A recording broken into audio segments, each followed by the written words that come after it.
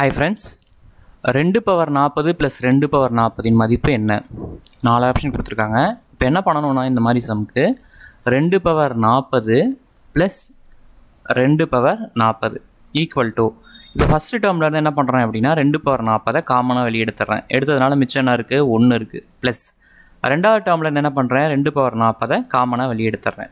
இதில் உங்களுக்கு டவுட் இருந்துச்சுன்னா இதை வேணா திருப்பி உள்ள மல்டிப்ளை பண்ணுங்க பாருங்க. பெருக்கி பாருங்க. 1 × 2 பவர் 40 என்னது? 2 பவர் 40 ப்ளஸ் 1 × 2 பவர் 40 என்னது? 2 பவர். அதே ஆன்சர் வந்துடுதா? ஓகே, இப்போ காமனாக வெளியே எடுத்துட்டோம்.